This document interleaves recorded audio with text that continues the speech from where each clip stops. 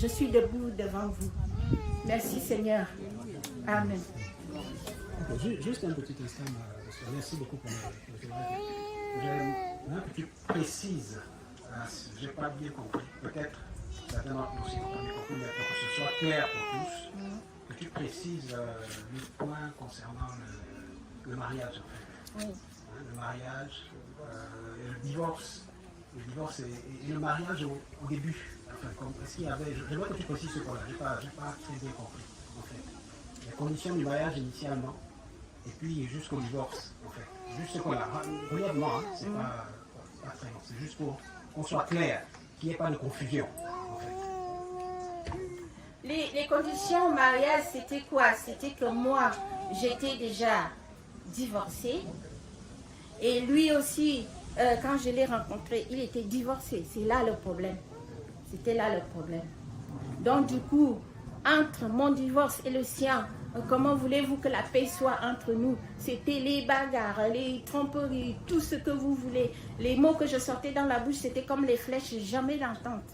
Donc du coup, c'est là que le divorce je me suis dit plus, je suivais Georges. Tous les dimanches, j'entends la même chose. J'étais mal à l'aise. Je me suis dit non, je ne peux pas continuer à vivre dans cette vie. Malgré que j'ai tout perdu, j'ai tout laissé je lui ai laissé dans la maison et tout ce qui s'y trouvait. J'ai commencé la petite vie ailleurs avec ce que je pouvais faire jusqu'aujourd'hui. C'était ça. Okay. Merci beaucoup pour la précision, sœur. Et ceux qui veulent vivre plus heureusement seront persécutés. Continue la marche vers le Seigneur. Georges a un point par rapport à ce témoignage. J'ai dit quelque chose. Oui, Jacqueline, avec beaucoup de peine que j'ai suivi ton message. Et c'est la première fois que je vois une sœur en Christ. C'est la première fois que je vois une sœur en Christ publiquement faire un vœu de chasteté.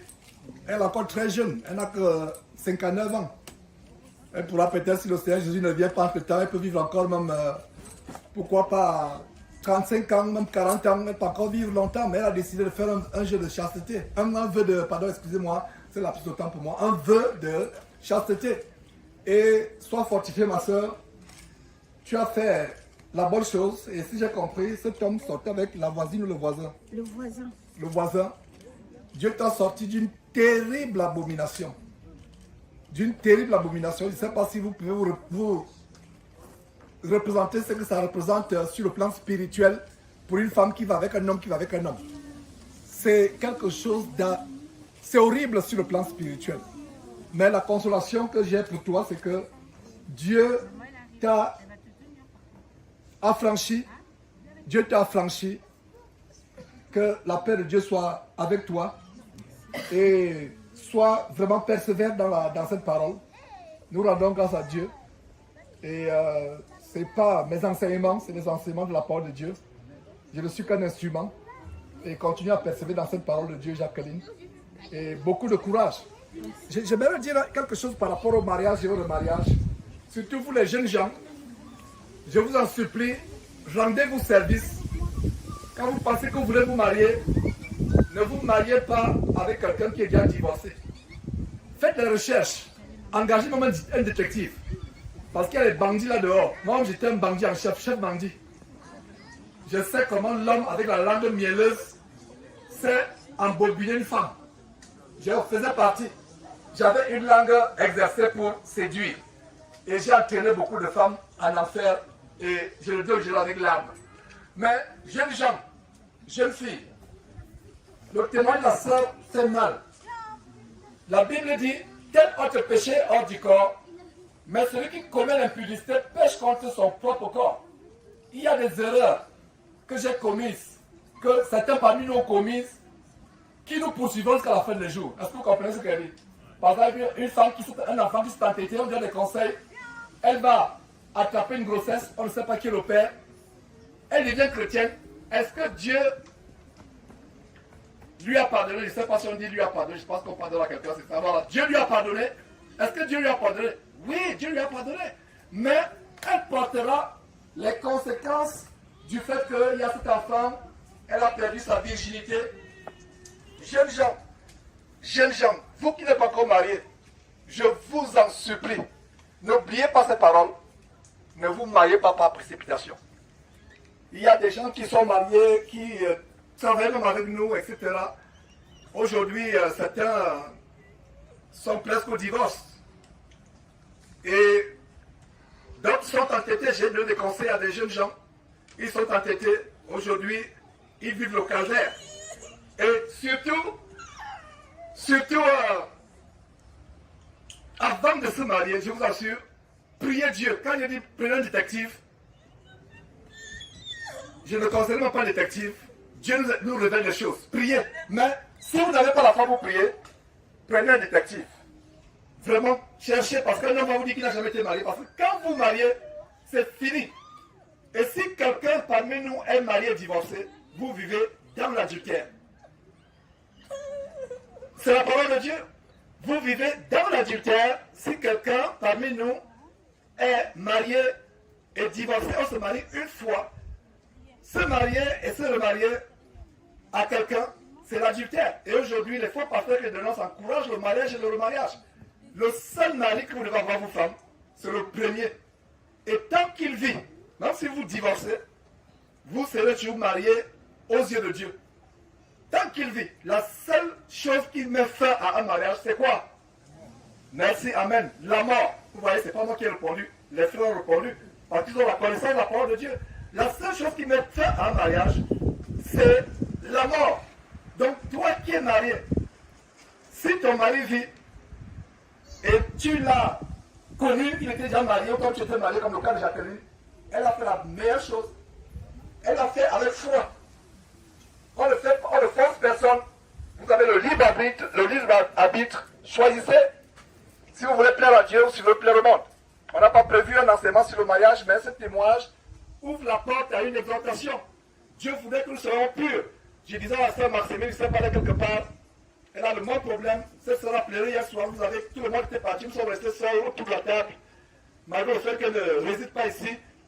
Elle est restée, elle pleurait, ça me faisait mal. J'ai retenu mes larmes en voyant comment Maximine pleurait. Elle a fait une erreur grave. Et sa vie est tellement confuse. Vous voyez comment le diable, c'est le Dieu de la confusion. Dieu avec petit d, le faux Dieu.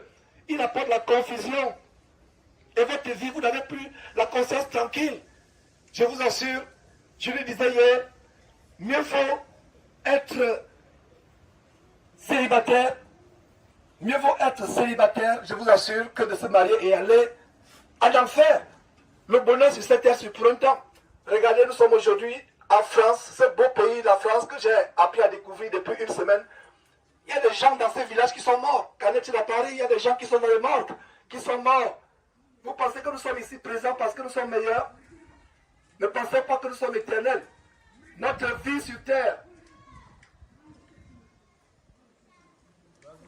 Fermez tout simplement la porte et si quelqu'un peut, peut-être, je pense qu'on est en train de prier pour un enfant, je crois. Ok, voilà. Donc, je vous assure, l'éternité est tout ce qui est meilleur. Surtout les jeunes gens, je ne sais pas si on aura le temps d'avoir une réunion avec les jeunes gens. Je pensais avoir une réunion avec les jeunes gens, les jeunes filles, pas moi, ou les jeunes entre eux, donnent leur témoignage, comment vivent leur foi dans les lycées, les collèges, dans leur famille, etc. On comptait les jeunes gens 16 ans, 17 ans avec les enfants de Claude. Claude a fait un très bon travail d'élever ses enfants dans la sanctification. J'ai passé 2 nuits chez Claude. J'étais émerveillé. J'ai vu ses enfants tout petits en 2016 à Houston, 2016 je crois. Ces filles, Priel et Odélia, je les ai vus en 2016, c'était des enfants. Aujourd'hui, je vois, elles sont grandes, elles sont même en train de poursuivre leur mère en taille. Aujourd'hui, j'ai fait 2 nuits. J'ai vu un modèle d'intégrité de filles qui sont engagées à se dépouiller. Et elles ont pris la décision, tant qu'elles ne sont pas mariées, elles ne partiront pas du domicile de leurs parents. Elles resteront, leur préoccupation n'est pas de se marier. La préoccupation est, si Dieu veut que je me marie, je vais me marier. Et pour les gens qui disent que, mais comment faire pour trouver un mari, pour trouver une femme? Si Dieu a décidé un mari pour vous, même si vous vivez 2000 mètres sous la terre, Dieu enverra un mari vous trouver la sœur. Ce n'est pas nous le chercher. Pire encore, des salles qui vont sur le site de rencontre. Il y a le site de rencontre de Top Chrétien, pour ne pas dire Top Chrétien. du solomite, comment il s'appelle, Éric Sédérier, le français, qui a un peuple chrétien.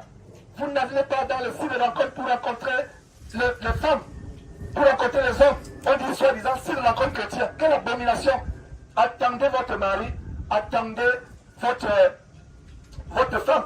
Est-ce que Ève a demandé, est-ce que Adam a demandé un mari à, je vais dire, excusez-moi, est-ce que Adam, excusez-moi, a demandé une femme à Dieu? Non! Dieu lui a vu qu'il n'est pas bon pour Adam d'être comment? D'être seul. Et je reviens donc sur le sujet du mariage, je vous assure, nous venons ici pour être délivrés du péché.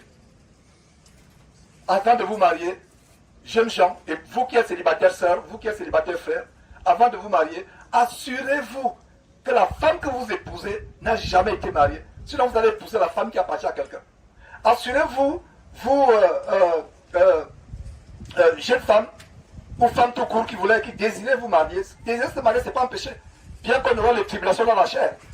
Je vous assure, si vous vous mariez sans la volonté de Dieu, vous allez vous marier avec la crise cardiaque. Si vous mariez sans la volonté de Dieu, vous allez vous marier avec les AVC. La crise cardiaque, tension tous les jours. Il y a des femmes qui sont mortes à 35 ans, 40 ans parce qu'elles sont mariées à un voyou qui lui casse la tête tous les jours. Il y a des jeunes gens qui sont mariés, qui sont morts à 35 ans, 30 ans, j'en connais. Parce que la femme était la carie dentaire dans la colonne, sur la colonne vertébrale, dans les articulations, tout. La femme était la carie dentaire. C'est l'AVC. Vous vous mariez hors de la volonté de Dieu, vous vous mariez avec la tension, l'AVC. Et voilà, Jacqueline encore, sois encouragée. Ne vous mariez pas avec précipitation. Si vous êtes marié à une femme, vous homme, frère, vous êtes marié à une femme dont le mari vit encore, cette femme n'est pas votre femme. Et c'est le Seigneur Jésus-Christ qui a dit, c'est pas moi, c'est pas ma doctrine. Moi je pensais que divorcer et se marier c'est ok. Il y a mon propre petit frère, même père, même mère, qui se dit chrétien. Et je lui parle plus salut, parce que la Bible dit, si quelqu'un se dit chrétien, n'obéit pas au commandement de Dieu, faites quoi? Lui dire salut? Non! J'ai dit, cher petit frère, tu es chrétien. Il me dit, ah bien sûr, je suis chrétien. Mais ton embarras que tu as prise là, après que ta femme t'ait divorcé, et regardez quoi? Je lui avais dit, cette femme que tu prends n'est pas ta femme. Il a dit, mais comment tu trouves aujourd'hui? Je lui ai dit, est-ce que tu te rappelles que je t'avais dit que ce n'est pas ta femme? Il a dit, je me rappelle. Mais elle a commis l'adultère. Elle a commis l'adultère. Il y a des gens qui disent, si tu commets l'adultère, si la femme commet l'adultère, tu peux divorcer et te remarier. Non. Si tu veux divorcer, parce que la femme a commis l'adultère, c'est parce que tu manques de pardon. Maintenant, si tu divorces, ok, elle a commis l'adultère, tu ne peux plus te remarier. En conclusion, jeunes gens, jeunes femmes, ne vous précipitez pas. Demandez la volonté de Dieu pour vous marier. Et si vous êtes marié à quelqu'un qui est divorcé, mettez ça en règle. Devant Dieu, sur la base de Matthieu, sur la base de Proverbes, c'est ce que Esther, le verset que tu voulais lever, Esther, j'ai quitté hier, Proverbes chapitre 28, verset 13, c'est ce que tu voulais dire. Celui qui cache ses transgressions ne prospère point, dit ce verset, mais celui qui fait quoi? Un, les avoue publiquement, les avouer, et deux, c'est quoi? Les délaisse, obtient comment? Miséricorde. Et délaisser signifie quoi? Abandonner. Il y a des gens qui disent, je me suis remarié à quelqu'un de divorcé, mais Dieu m'a pardonné, je suis là au divorce. Non. Tel autre péché hors du corps, mais celui qui commet l'adultère, l'impudicité, pêche contre son propre corps. La seule chose à faire, c'est de sortir de là. Tant que vous ne sortez pas d'un remariage, vous êtes dans la voie qui mène à l'enfer. Et c'est ce que Jacqueline a connu, a compris, et elle est sortie, ça fait mal. Elle avait eu la peine à joindre les deux bouts. Mais regardez comment Dieu prend soin d'elle. Et même ces avocats que tu as pris, c'est une opinion. C'est pas un commandement, c'est une opinion. À ta place, je me fierai au seul avocat dans cette affaire. Que tout ce qui arrive, arrive. Même s'il ne te paye pas, c'est pas grave, Dieu prendra soin de toi. Donc, jeunes gens, je vous en supplie, ne vous mariez pas avec précipitation. Si vous vous mariez avec précipitation, vous allez épouser la crise cardiaque, vous allez épouser les AVC, vous allez épouser les anorexies, vous allez épouser les insomnies, vous allez épouser la mort. J'allais terminer, que Dieu nous bénisse.